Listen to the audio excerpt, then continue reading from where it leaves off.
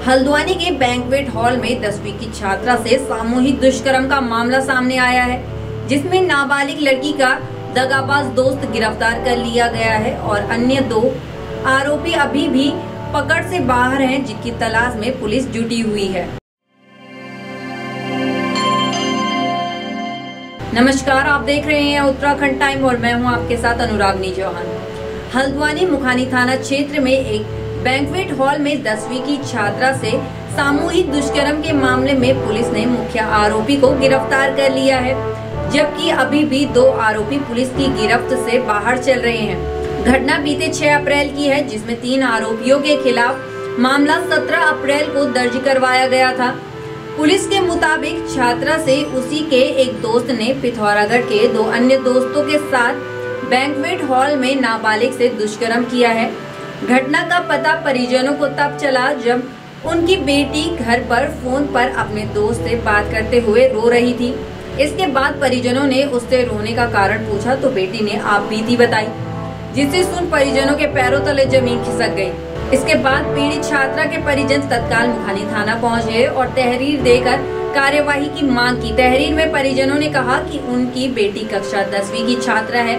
उनकी बेटी घर में रोते हुए फोन पर किसी से बात कर रही थी, जिसे उन्होंने सुन लिया। इस दौरान जब बेटी से पूछताछ की तो उसने अपने दोस्त और उसके साथियों की ओर से बारी बारी से दुष्कर्म करने की बात कही।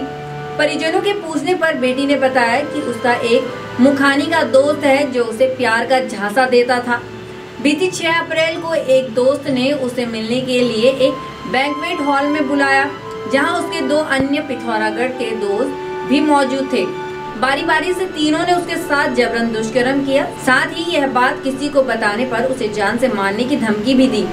इस घटना के बाद से पीड़िता डरी सहमी रहने लगी। मेडिकल रिपोर्ट में भी छात्रा के साथ सामूहिक दुष्कर्म की पुष्टि हुई है। मुखानी थाना क्षेत्र में तो इसमें वहीं के एक बैंक्वेट हॉल में ये चीज़ें थी। इसमें एक अभियुक्त की अरेस्टिंग हो चुकी है, 2 अभी हमारी रेंज में जल्दी आ जाएंगे, उनको भी अरेस्टिंग कर ली जाएगी। और इसके साथ साथ आगे की जो भी जांच है, जो विवेचना है, वो सारा विश्लेषण हो रहा है। जैसे तथ्य आएंगे उसके अनुसार कार्रवाई होगी। देखिए, मुझे लगता है बच्चों के साथ साथ अभिभावकों को भी अपने बच्चों के साथ कम्युनिकेशन गैप जो हो रहा है उसको थोड़ा सा कम करने की ज़रूरत है। इसके साथ साथ बच्चे जो हैं ज़रूरत से ज़्यादा टेक्नोलॉजी फ्रेंडली हो रहे हैं। तो एक महान हमारे साइंटिस्ट थे एल्बर्ट आइंस्टाइन, उन्होंने कहा था fear the day when mankind technology would take over the mankind and that day would start creating a generation of idiots. तो कहीं ना कहीं हम लोग बहुत ज़्यादा अपने रिश्तों में भी रिश्ते ढूंढते हैं हम सोशल मीडिया पे। रियल लाइफ में हम रिश्ते ढूंढना छोड़ चुके हैं। तो कहीं ना कहीं हमें अपने अंदर इंट्रोस्पेक्ट करने की ज़रूरत है कि हम असली रिश्तों की तरफ जा रहे हैं या नहीं। और इस तरीके के जो भी थोड़े बहुत इन्फैचुएशन है, बॉन्ड्स होते हैं, उस एनर्जी को सही जगह पे लगाया जाए, उसमें बच्चों के साथ क्योंकि बच्चा मासूम है, अभिभावकों की बहुत बड़ी जिम्मेदारी है। हल्द्वानी पुलिस क्षेत्राधिकारी नितिन लोहानी ने बताया कि मुकदमा दर्ज कर मुख्य आरोपी दोस्त को गिरफ्तार कर लिया गया है। बाकी आरोपियों की पुलिस की ओर से तलाश जारी है। फरार आरोपियों के खिलाफ भी कार्यवाही की जाएगी। पुलिस की माने तो सभी आरोपी बालिग हैं। पीड़ित के परिवार की तरफ से मिली तहरीर के आधार पर 3 युवकों के खिलाफ पॉक्सो एक्ट समेत विभिन्न धाराओं में मुकदमा दर्ज किया गया, जिस पर कार्यवाही करते हुए मुख्य आरोपी को गिरफ्तार कर लिया गया है, जबकि गैंग रेप में शामिल 2 आरोपी अभी भी फरार चल रहे हैं। इसके साथ ही सीओ हल्द्वानी नितिन लोहानी ने सभी अभिभावकों से एक अपील भी की है।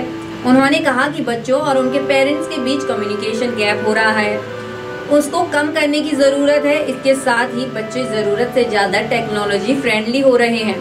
उन्होंने अल्बर्ट आइंस्टाइन की कही बात का उदाहरण देते हुए कहा कि कहीं ना कहीं हम लोग सोशल मीडिया पर रिश्ते खोजते हैं, असल जिंदगी में हम रिश्ते ढूंढने छोड़ चुके हैं। हमें अपने अंदर झांकने की जरूरत है कि हम असली रिश्ते की तरफ जा रहे हैं या नहीं। और इस तरीके से जो भी थोड़े बहुत बाइंड्स होते हैं, उस एनर्जी को सही जगह पर लगाया जाए। इसमें बच्चों के साथ साथ अभिभावकों की भी बहुत बड़ी जिम्मेदारी है। बच्चों के साथ संवाद को बढ़ाएं। रिपोर्ट में इतना ही। बाकी की तमाम जानकारी और अपडेट्स के लिए बने रहिए उत्तराखंड टाइम पर। धन्यवाद।